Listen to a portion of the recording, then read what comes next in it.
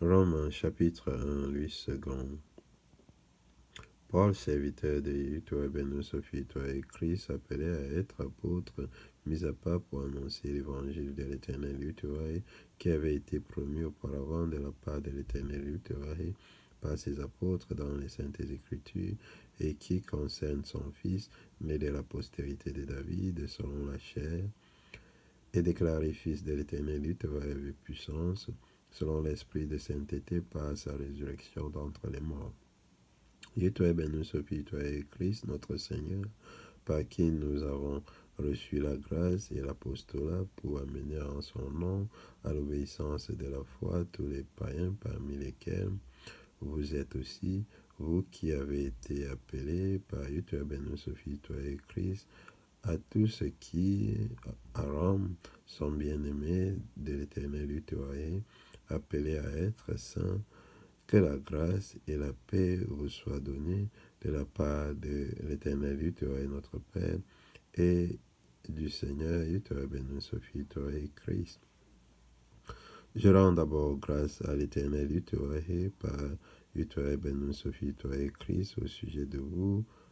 tous, de ce que votre foi est renommée dans le monde entier.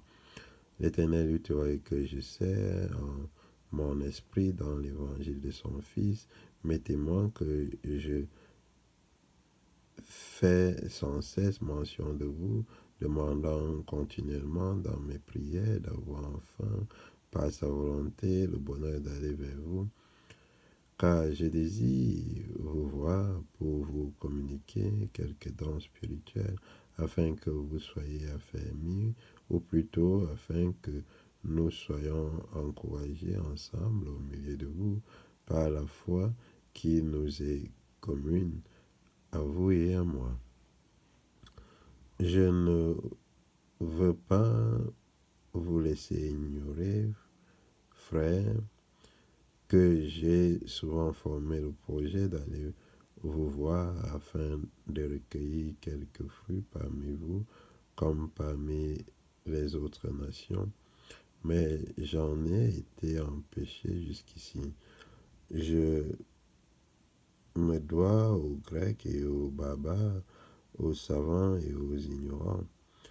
Ainsi, j'ai un vif désir de vous annoncer aussi l'Évangile à vous qui êtes à Rome. Car je n'ai point honte de l'Évangile de Christ. C'est une puissance de l'Éternel pour le salut de quiconque croit, du juif premièrement, puis du grec, parce qu'en lui est révélée la justice de l'Éternel par la foi et pour la foi,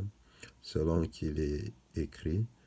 le juste vivra par la foi. La colère de l'Éternel se révèle du ciel contre toute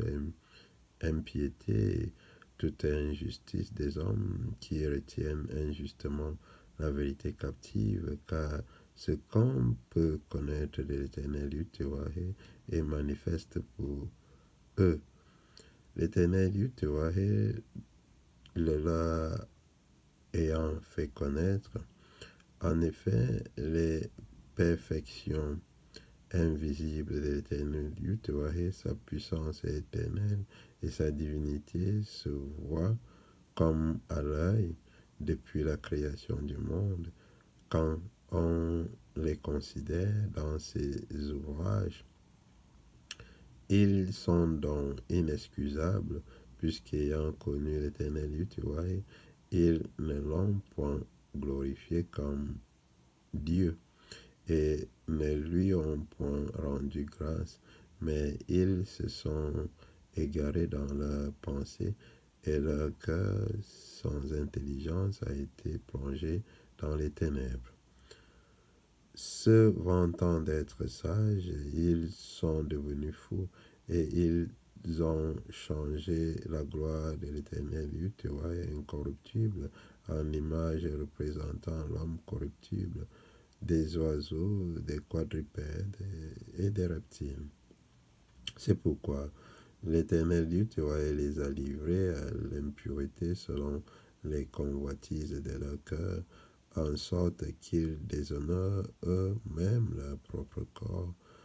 eux qui ont changé la vérité de l'Éternel Dieu en mensonge et qui ont adoré et servi la créature au lieu du Créateur,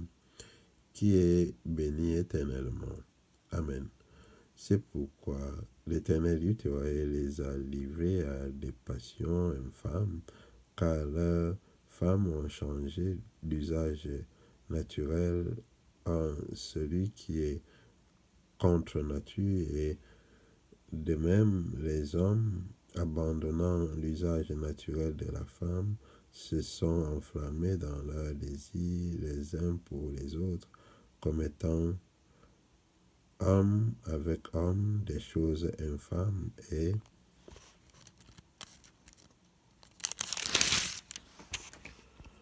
recevant en eux-mêmes le salaire que méritait leur égarement. Comme ils ne se sont pas souciés de connaître l'Éternel, et l'Éternel les a livrés à leur sens reprouvé pour commettre des choses indignes, étant remplis de toute espèce d'injustice, d'impurité, de méchanceté, de cupidité, de malice, plein d'envie, de meurtre, de querelle, de ruse, de malignité, rapporteurs, médisants, impies, arrogants, hautains, fanfarons, ingénieux au mal, rebelles à leurs parents, dépourvus d'intelligence, de loyauté, d'affection naturelle, implacables, sans miséricorde. Et bien qu'ils connaissent le jugement de l'Éternel, Yahweh déclarant digne de mort ceux qui commettent de telles choses, non seulement ils les font, mais ils approuvent ceux qui les font.